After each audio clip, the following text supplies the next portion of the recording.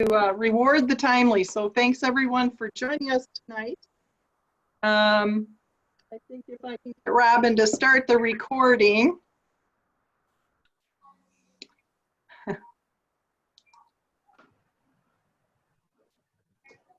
We are recording tonight. I did want to let you know that. So, so that people who can't make it to the session can listen to the recording, or if there are some things you missed and you want to revisit, then you're able to do that as well. So welcome. It's good to see you all, albeit virtually tonight. Today we're joined if the list is growing, about 55 of you for this webinar, joining our rostered and our lay leaders of our congregations. Like I said, because we have so many on the call tonight, we're just going to be muting people. And then when we get to the interactive portion, we'll start opening your mics again. So tonight we're going to open with prayer, and then Bishop Rogness will give his remarks. Then we'll open up for questions that were sent in advance. And then during the conversation, as you think of questions, feel free to type them down there in the chat room. You can type them to everyone, and then I'll be going through that, and we'll start pulling questions in the order that they're received, and open it for more conversation. So let's open with prayer. Good and gracious God, we gather today as your servants in the midst of this pandemic. Calm us as we live into the wake of disease and fear and uncertainty. We trust your presence in our lives as we are churched together for your purposes. Bless us as we reflect and discuss how we can faithfully lead our worshiping communities into a re-entry process that is healthy and filled with best practices for the health and well-being of all. We ask this in Jesus' name. Amen. Amen. So Bishop Rogness, I'll now hand it over to you. Thank you. And thanks to all of you for being on this.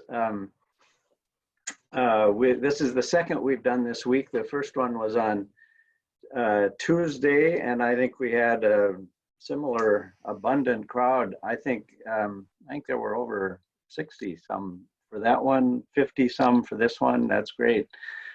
The idea behind this is to have a chance for us to talk together as leaders in the church about the issues that we're all facing, which is this issue of when do we return to normal? What's that look like? How do we begin to reopen? Normal is even not the right word, I don't think. Here's what we're going to do. I'm going to start by talking for a bit around some things that I think are on all of our minds. So I'm gonna prime the pump of our conversation by making a number of comments about several issues. I'll explain in a moment, but then we're going to have time for back and forth and for questions from you. It's a wonderful gift for me to have Vicki and Robin running this. Vicki hosted and brought you all in. Robin monitors what happens visually, but as you raise questions in the chat room, if I don't see them, Vicki's looking for them, so we'll make sure your questions get addressed as well. I'm going to begin with four. This sort of thing is happening in a lot of synods. A lot of bishops are doing it. A lot of people like you are gathering for these kinds of conversations.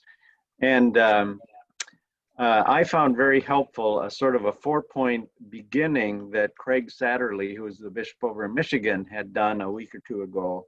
It was very helpful. Who are we going to listen to? What plans are you making as we wait? What will life be like when we return? And what are the long-term implications of all this? I'm going to make some comments about all that. I want to start by reminding you just the good Lutheran, the Lutheran polity reminder, which is we are not a hierarchical church where everybody from 138 parishes tunes in. The bishop says, this is what you'll do, and everybody does it. There are times when I think that'd be sort of nice, but most of the time I'm glad we're a little more democratic than that. On the other hand, we aren't just loose, independent, everybody going their own way. We do have not only a common theology and a common way of being church, but a posture that says we do church together. So for us to be thinking together about how we steward the life of the church in the places where we are now serving is, that's the way we do church. So for us to be having this kind of conversation, I learned things from hearing about what's happening on the ground in your various places. I know you in conference gatherings or tech studies or other places where you share with one another, it happens to you too. So it's in that spirit that I want to begin with offering guidance and observations that I hope will be helpful to you. And then we'll see where we are at the end of the hour. I thought a good question to start with is this question of who do we listen to? Where do you go? Where do you look for guidance around these issues of returning to worship? Who makes that decision and what informs that decision? I'm sorry that what was initially a pretty strong across the board groundswell of support for the guidance that was coming out of the scientific community has been eroded somewhat. I still think polls say that many people still support the kind of guidance, but contrary voices get raised, and there are times when it sort of devolves into the kind of tribalism that infects so much of public life these days. I don't think we want to go there as church. We want to ask ourselves, how do we best make decisions that impact the life of the people that are in our care, in our congregations?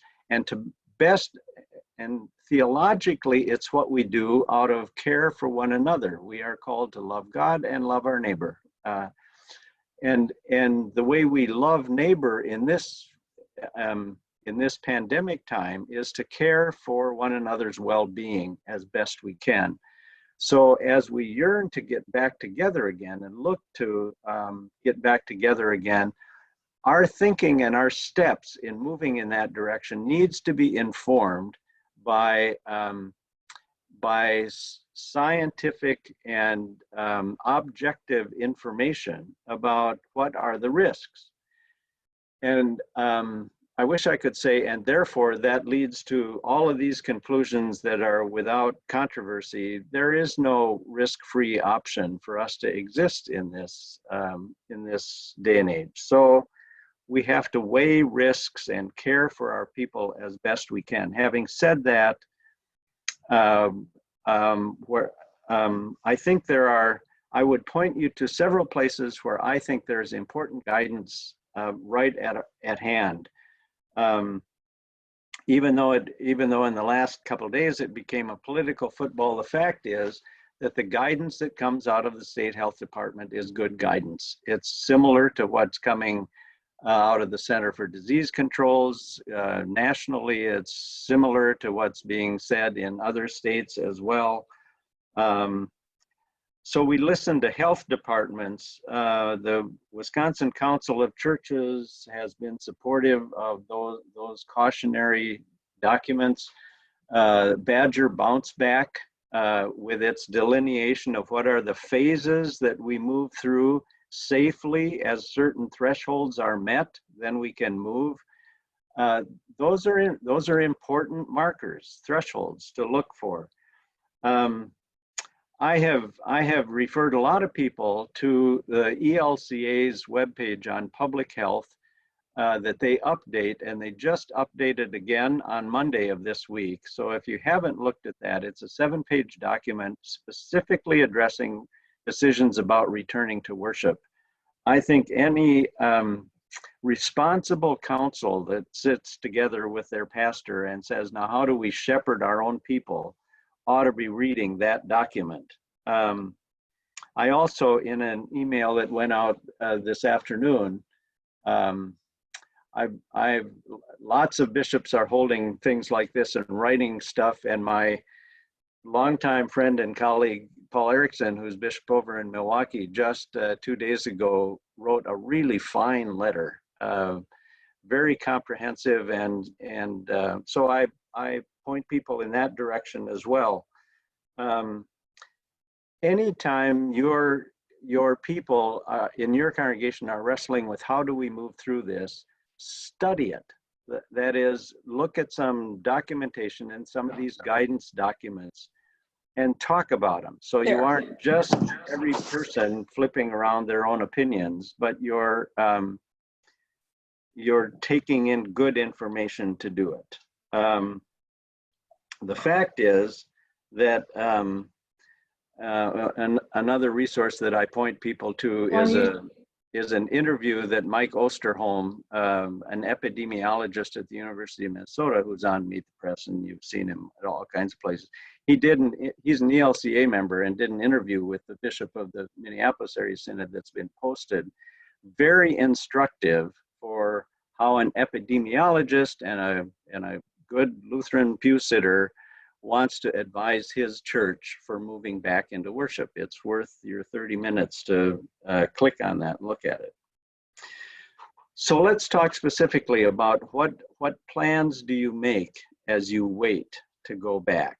I think the reason there's been such a good outpouring of interest for these two webinars that we're doing is because a lot of you are trying to make good use of this time when we're waiting. How do you do that? Well, I've already said, pull out stuff that you've got at your fingertips to study some of these documents, guidance documents, resources, and so on, so that you have a basis for your conversation together. And many of those documents, both the ELCA piece has fine, very specific information for steps to be taken, provide for safety and health as people regather, and what are some of the considerations. You need to talk through those. We really aren't simply sitting back and waiting for somebody to turn the calendar and say, okay, now we're back to normal, everybody can do this again. Dr. Osterholm makes the comment, this isn't a matter of waiting to return to what we were doing before. This is a matter of learning to live with the virus. It's going to be with us for a year or two. It's going to continue to be a major threat, so we live with it. We pay attention to safety. So some things you can do during this time, some very practical things. I suspect most of you are monitoring your financial well-being as a congregation right now. That's a good thing to be doing.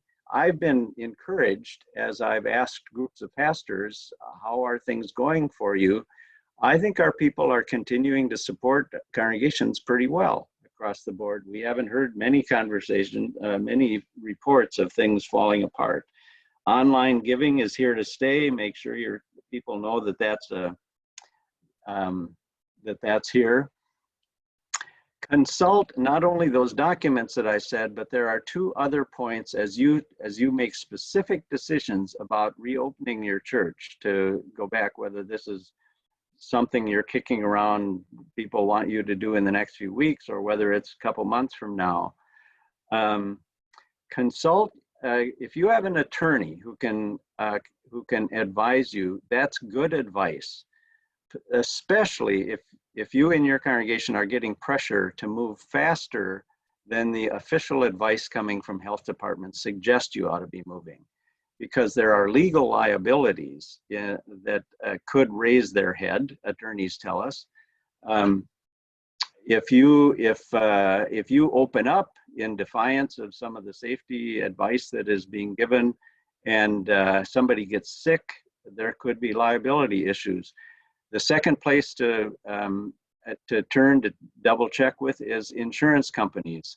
I've learned that they also could withhold coverage of a suit or anything you might encounter. They could withhold coverage if, again, you have acted in contrary to commonly accepted guidance. So those are two people to get to be in touch with.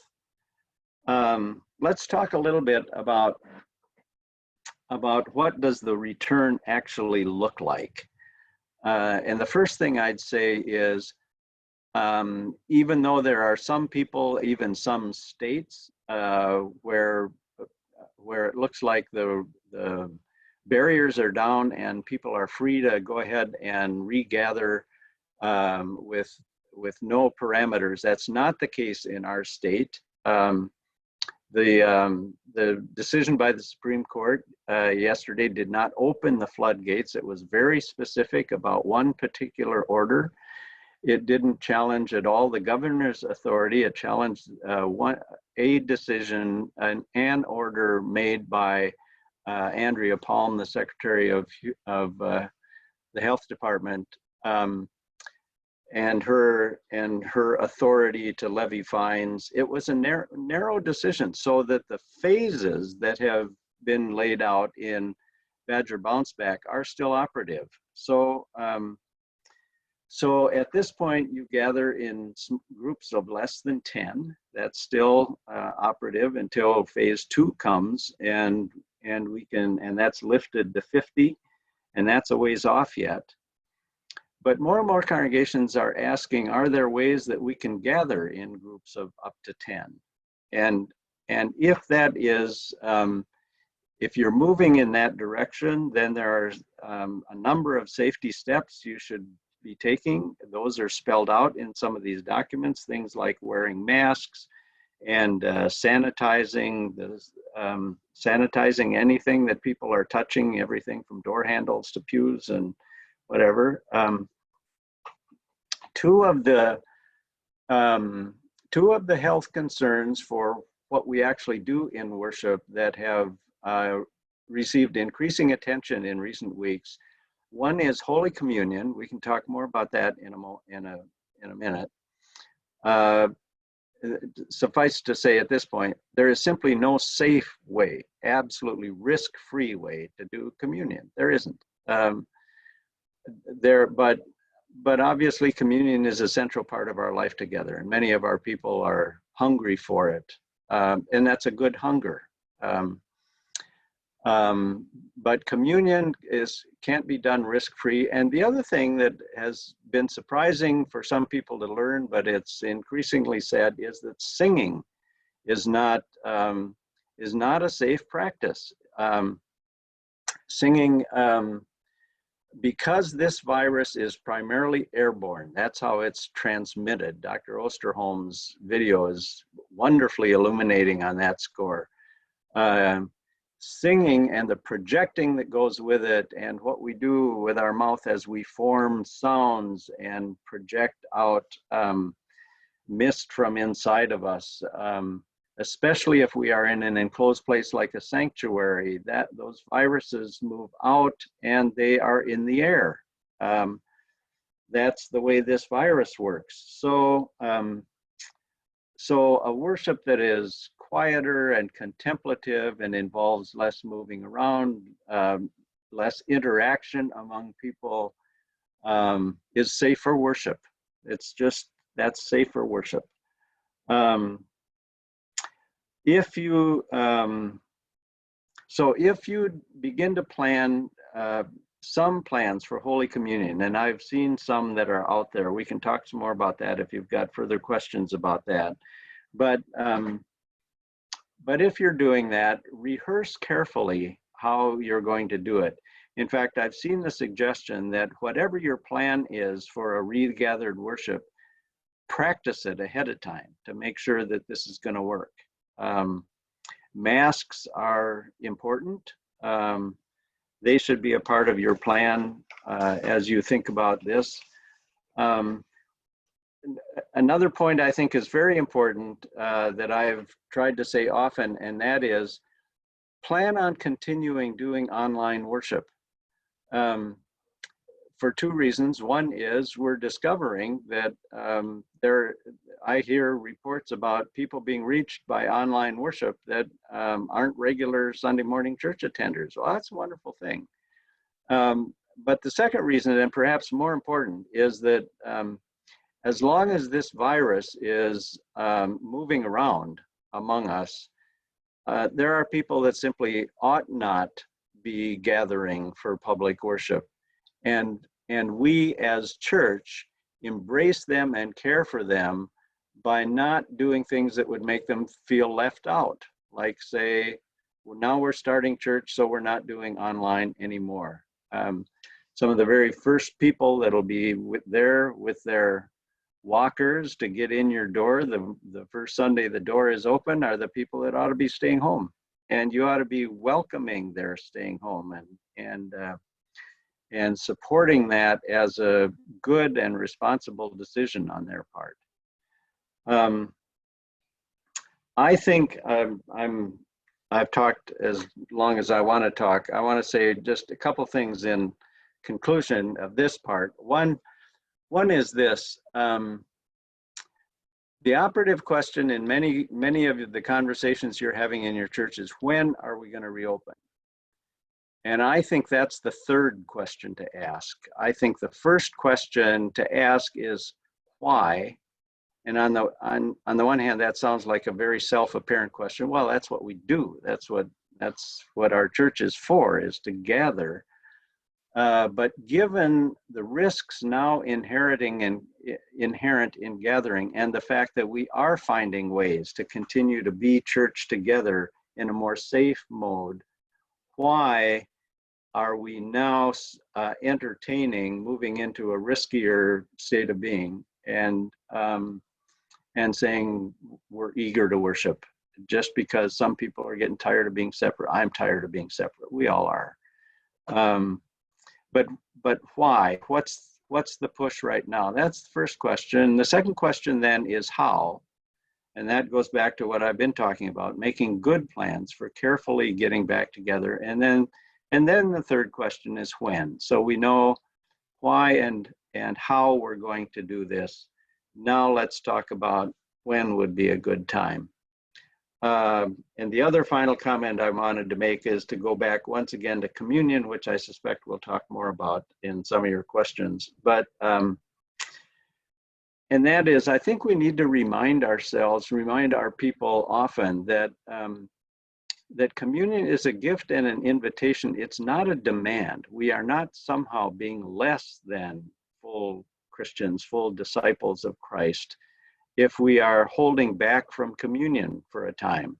My dad grew up in a South Dakota prairie rural church that had communion 4 times a year. He said it was a big deal because they only had it 4 times a year. People of my generation, most of us grew up with it once a month. I'm glad we're at a point where we celebrate it more often, but we do have to remind ourselves we are still gathering as God's devoted people, even if we hold back from communion for a time because of the care for one another. That's what informs that decision. I'm going to stop there. And there were some questions that have been sent in ahead of time. And then now I invite you to send questions in the chat, write any questions in the chat room, anything either about what I've said or what we haven't talked about yet. So Vicki. Sure. We had some questions that came in advance from across the Synod. The first one is, do you think all congregations will be on the same timeline for reopening? I doubt it. Lutheran congregations aren't on the same timeline on anything. I mean, we're a pretty independent group, but I don't think there is a congregation yet that has simply said we're going back to regular worship. At least if there is, I haven't heard about it in this synod yet. I've heard about a few other places in the church. So at this point, we are together as a full synod, practicing that kind of restraint and observing the guidance that says we shouldn't be back together again in groups of more than 10. There are a number of congregations that have begun to find ways that for very small groups to come together for very short periods of time. And I've been intrigued by some of those plans. I hope most of our congregation, I would hope our congregations uniformly wait for any gatherings more than 10 until we are in phase 2. Those are well thought out thresholds that would send us into that. And even when we get into that, we'll be needing to practice safe distancing, practice wearing masks, practice caution in our worship practices. Sure. All right, we're already getting questions in the chat room, so let's turn to those. What benchmark should we hit before resuming visits to elderly at home, Rebecca's asking, and nursing homes, etc., though nursing homes will likely set their own time frame? Yeah, that's a great question. As you say, I think nursing homes, they are and will continue to be very cautious about people coming in to visit. And that's a good thing. We need to be supportive of that, as painful as it is. I was just talking with someone yesterday whose mother-in-law died, and neither he nor his wife were able to be with her mother at all during that time. It's really painful, painful time, but nursing homes have reasons for doing that. It's going to be tougher for us with an elderly shut-in person who may be really yearning for a pastoral visit. And it may be a hard thing to say, I don't think this is safe yet for us to visit. Can we visit more on the phone? Can we stay in contact, but not personally, because I don't want to bring something into your home that would be harmful to you. I mean, that's doing pastoral care by holding off from putting a person at risk. Thank you. So Jen Johnson writes, I read that even unison prayers and responses pose a danger. What is the recommendation for saying the Creed and Lord's Prayer?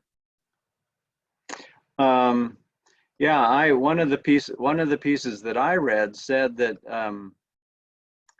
the louder the projection is, the greater the risk.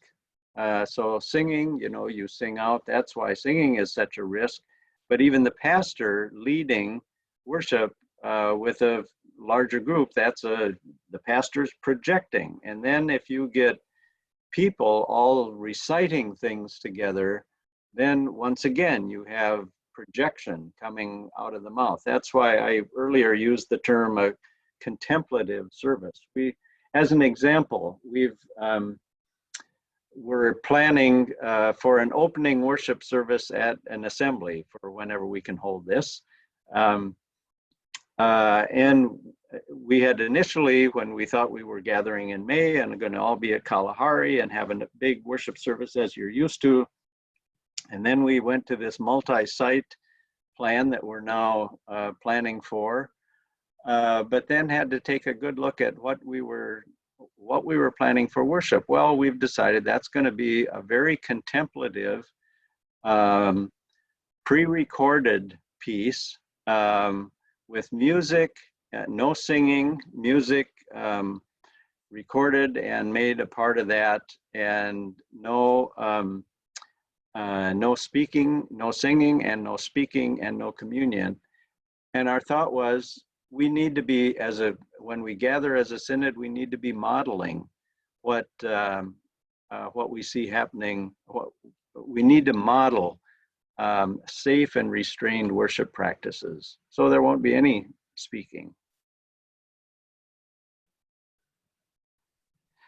All right, from Beth Voigt, she asks, we have a strong ecumenical partnership in our town. Each congregation has different guidelines from their denominational leadership. My fear and their fear is one congregation will offer in-person worship and members of the town will flock there, thus creating tension and risky behavior. And we heard this in Tuesday's webinar as well. So can you speak to that, Bishop?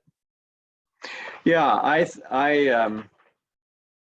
think there is a pretty broad consensus among religious bodies that leans heavily in the direction of restraint and not gathering. Not all. I just saw what the presbyteries of the state, the statement that they made. The Wisconsin Council of Churches made a statement. All of this in response to the confusion arising out of the Supreme Court decision. And they read pretty much the same, so that many churches are getting the same sort of counsel, even from their denominations, but I can't speak for all denominations and certainly not for every congregation. So I think it won't be surprising if you in your town find yourself with congregations opening at different times and practicing different guidelines. You can't control, obviously, what others do. It'll be unfortunate if other churches open in a way that seems too risky, and that increases the pressure on you as a leader of your congregation to do the same. I would encourage you to do the kinds of homework and background thinking and arriving at a safe plan that we've been talking about, and stick to that, even if others are rushing ahead more quickly. David asks, how about people bringing their own bread and wine, grape juice, and staying in the pews? The idea comes from a pastor who did virtual communion online.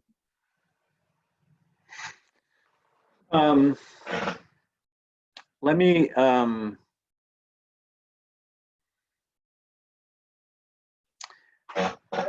are several comments that I want to frame this carefully. I've written, many of you are aware that what I've written about communion, which comes down clearly on the cautious and let's wait side. I'm also aware that some congregations have found begun to practice communion in other ways. And I've come around, what I don't like is a communion practice that makes it seem like somehow the bread and wine is a magic thing that somehow has a blessed quality about it, and so you just need to get that blessed stuff and take it yourself. I don't think it was in our synod, but someone had said, I blessed, there was a church that said, I blessed all this communion, these communion goods, and we've set it outside on a table outside the church if you want to drive by and get some. Well, communion is the gathering around the table of the family of believers. So it belongs somehow in a gathering setting. Now, the bringing your own bread and wine does address the element of risk of the common bread, the common wine. Dr. Osterholm would say this. He would say that that if you use wafers, so you aren't handling and breaking the bread, if wafers are used and individual glasses are used, the biggest risk in communion is the proximity between the person receiving and the person giving out. Now, I suppose everybody bringing their own would address that if everybody then just stayed in the pews and communed in the pews separately. I served for a year or two in a Presbyterian church, and that's how Presbyterians did it. They handed it out like we pass offering plates, and everybody did it in the pew at the same time. For some reason, the bringing your own has an odd feel to me, rather than sort of you think back to Christ's communion, the Last Supper. This is my body. And it was given from Christ's table. Here's one other that I've come around to. If I were a parish pastor, I think there are two ways that I would think about doing communion and doing it responsibly. One is to have very small, less than 10 groups of people come to the church, preferably as family members, but come to the church, and the pastor lead them in a brief, it's almost like a home communion, a brief communion service, and they would then receive communion, and they would leave, and without crossing in the hallway or anything, another very small group of 7 or 8 people do it. I've heard several congregations doing that. I think that has kind of a nice feel to it. The other one that I was at first a little askance at, and I've come to see now, I think this can be done and done well. Those of you who stream worship live on a Sunday morning, a number of our congregations do that. And people who are at home are invited to prepare a place where they are going to be worshiped that is almost their altar with bread and wine sitting there. And as the pastor leads the communion liturgy, streaming it, they participate. Now somebody could ask me, so if that seems okay, because that is real-time gathered community, if that's okay, then how is it different if they bring their own to the congregation? I'd have to think some about that.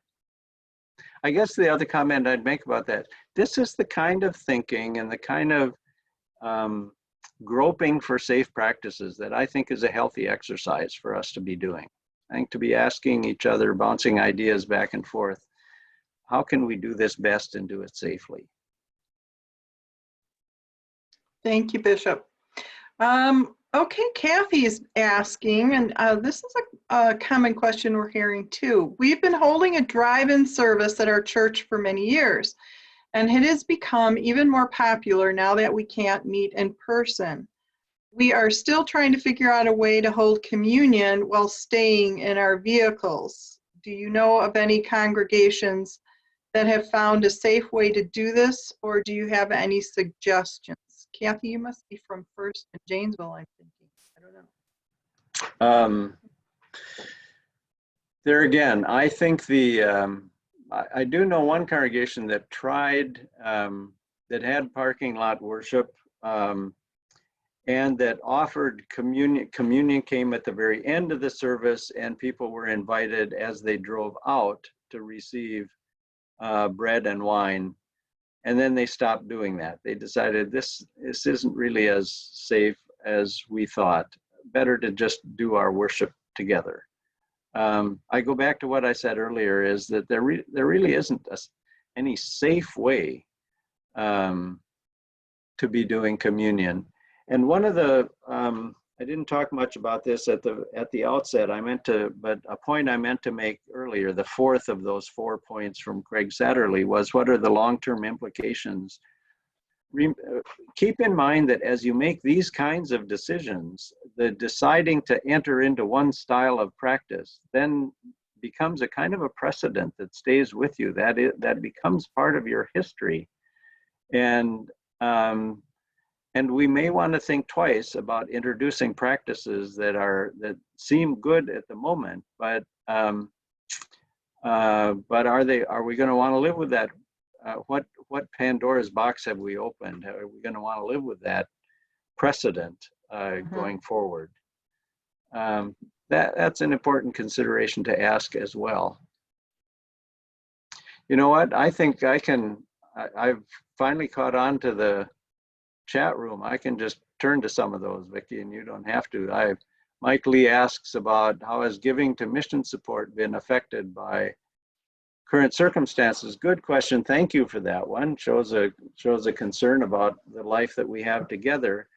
And here's the good news. I made reference earlier to the fact that I hear from most pastors that our finances haven't fallen off a cliff. We seem to be doing pretty well, at least for this first month or two. And I figured that the first place, that if the belts got tight in congregations, the first place that they'd be tending to cut will be the money that goes beyond the congregation.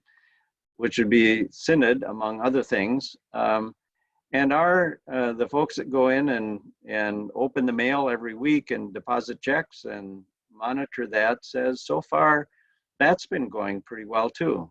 So I have no illusions over the fact that everything's going to be rosy for indefinite period, but I'm very encouraged by the fact that it is so far. But thanks for the question. From Ron, if we support communion at home during the online services, how do we convey the elements are blessed? Well, that's a good question. That was my primary hesitation, and my response to it is a step back into kind of a conceptual. One of the changes that is happening to us and our whole world now is for us to have to rethink what is the nature of human community. What makes for human community? What makes for the assembly of the church? I think our kids and our grandkids will say online is community, in a way that just is a harder place for me to, that's a harder gear for me to shift into than it is for younger folks these days. But there's something to it. I was,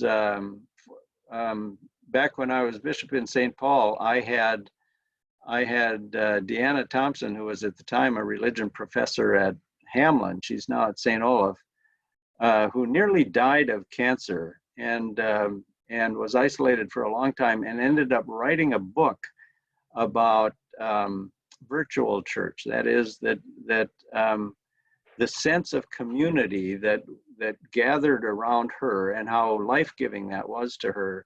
And ever since then, I have thought we need to rethink what community is and how it is we are together. So to take that broad statement and go back to the question, how do we convey that the elements are blessed? I think the people who have been doing it in our synod would say that they ask their people to take care in gathering their elements at their home, and then they are a part of the gathered community being led by the pastor online, who then speaks the words of consecration, the words of institution over the bread and the wine, and they too have their bread and their wine, and that in the presence of that virtual community, the elements are consecrated. And I think as we begin to embrace the reality of virtual community, that will be less of a hurdle for us. So that's drive-through, oh, okay, from Trinity and Lake Mills. I don't know if you're all seeing the chat room. Did a drive-through communion with wafers in individual bags and communion cups on a paper plate with holes for cups. Imaginative. There is a company that sells pre-packaged wafer and wine. I learned they're terrifically back-ordered, not surprisingly, very back-ordered. Let me go back to one other thing that I became aware. Vicki alerted me to it, and I think we have people here on from Bristol. I should have mentioned this back when I was talking about what are good things to be doing now in getting your people prepared for how you go ahead. Could one of you from Bristol talk about the survey that you did with your congregation? I think involving creating for your people a sense of being heard and being listened to and being consulted in all this. It's really a healthy thing. Who's Vicki, can you help me out and figure out? Yep. So Tim Knipfer's on that team from Bristol. I think Gina Jorgensen had something to do with that, maybe. And Karen Kane. And Karen Kane.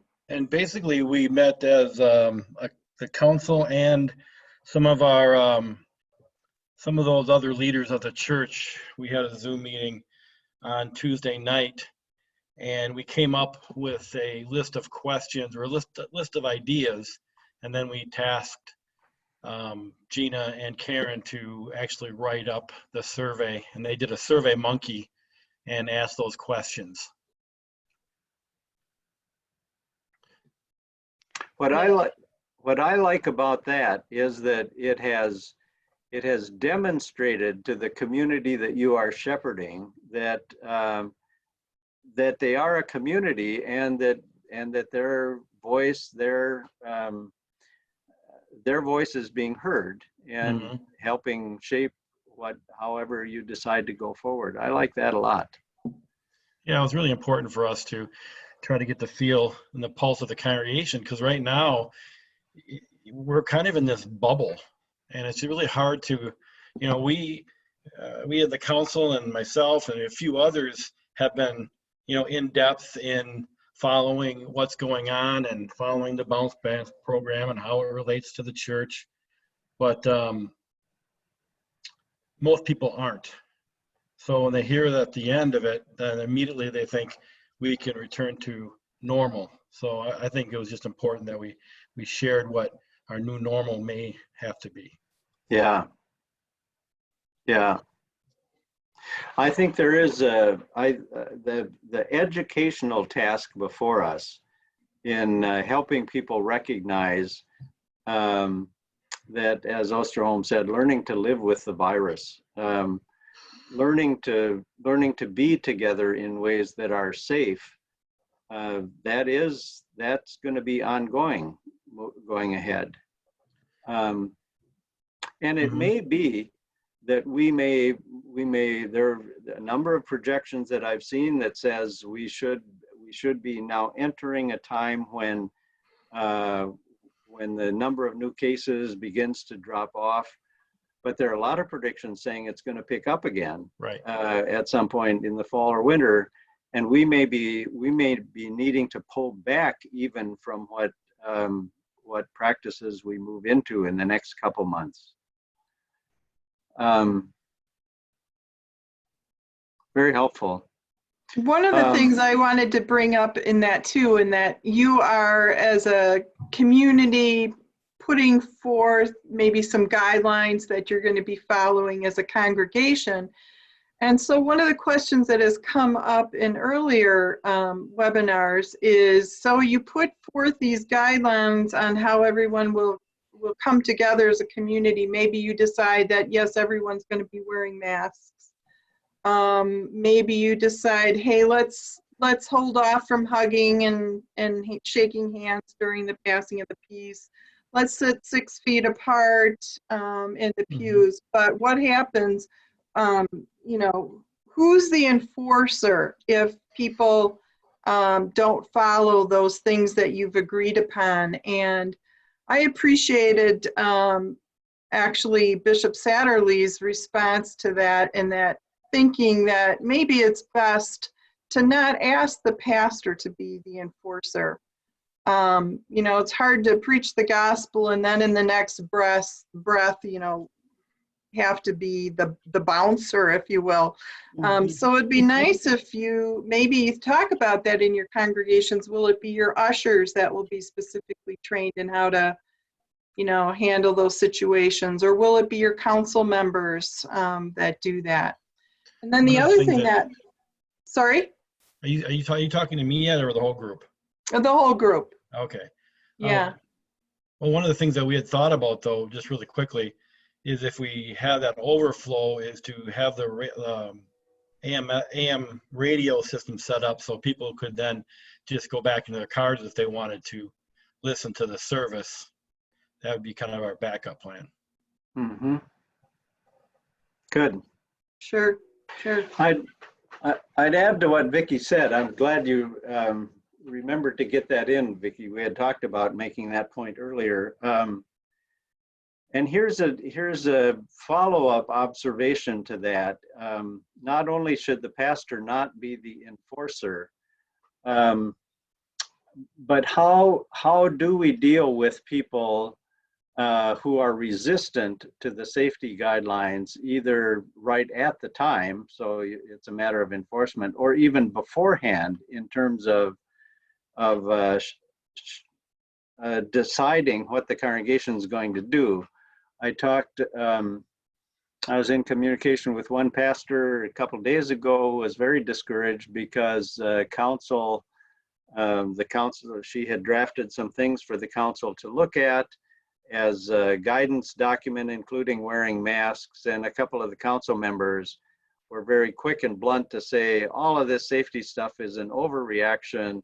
I'm not going to wear a mask. If people have trouble with that, then they should stay home and let us get on with our lives. And it was a kind of a quick dismissal of the care of others. And I think, that's it. I suspect others of you may have people in your congregation that will take that same sort of position. I think the response we have to make is not simply to try and convince them that they're wrong. We're not going to get there. But the important role that we have as people who shepherd the life of the community is to recognize that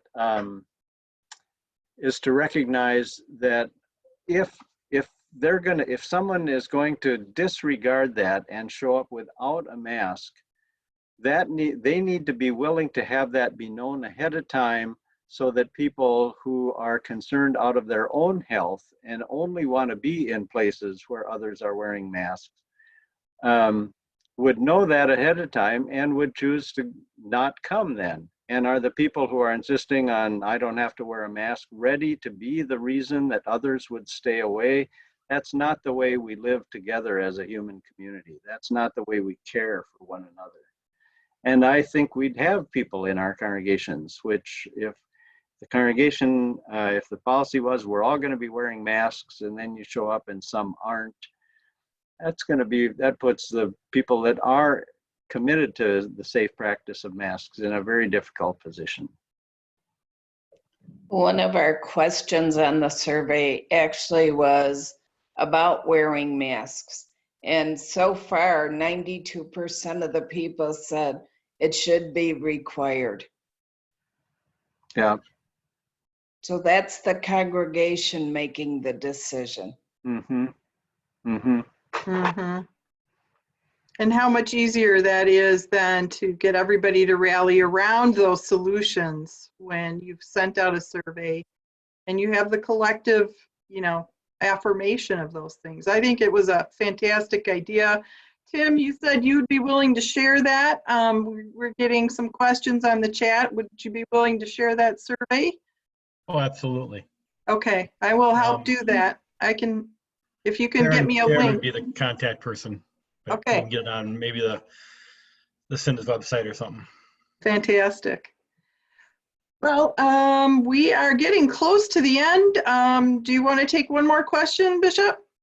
I'm spotting one that we haven't talked about that I think that I've heard before from other people, and that has to do with children's ministries, Sunday school, VBS.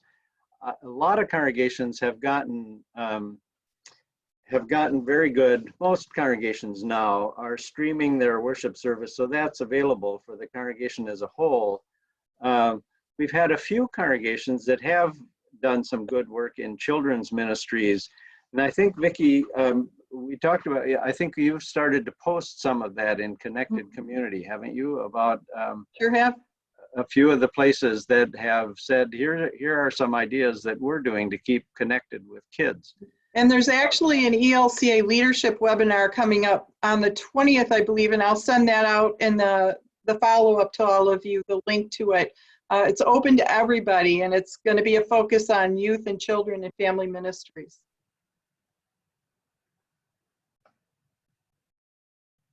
Okay. There is a quick question. I can answer this because this has come up before. As a pastor, I'm saddened by the idea of leading even a contemplative service in a mask. It's important for people to see my face and to build trust. Again, as we talked about how do we lead the assembly, and we'll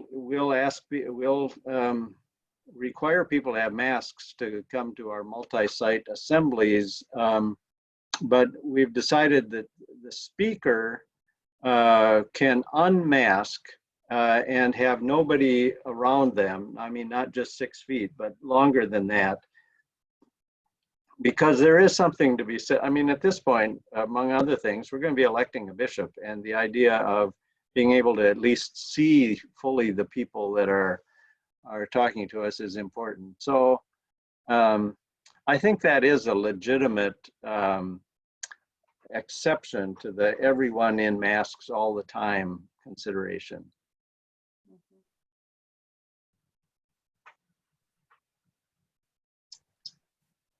Okay.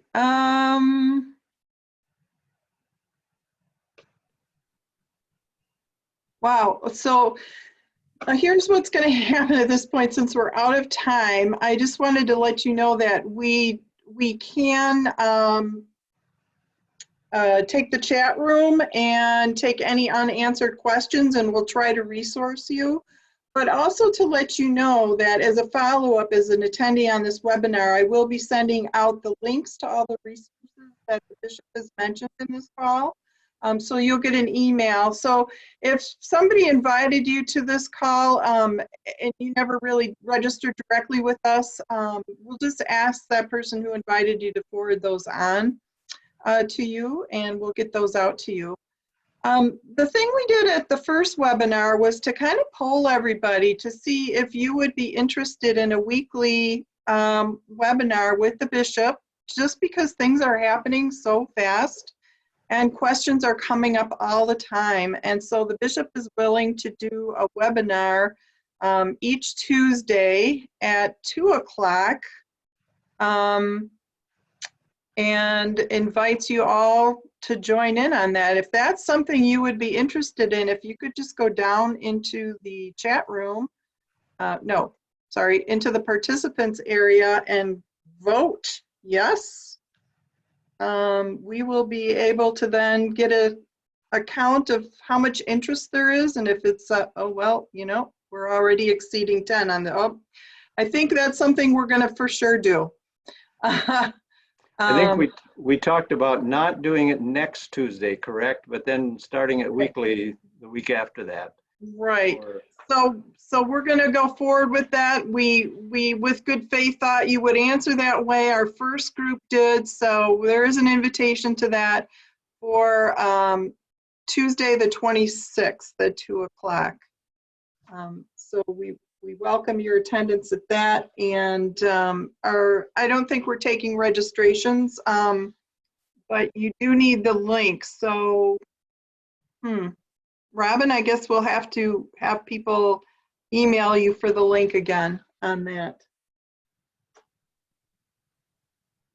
Okay, so, well, thank you everyone for being with us tonight. We appreciate your interest and your attendance and your thoughtful questions, and it's really a great way to feel like we're in community with you. So it's really good to see all of you, and do pay attention to what matters in connected community. We will be on hiatus next week, however. But if you saw tonight's issue, you see that there's a lot of things going on, and we have a lot of information posted to the Synod website.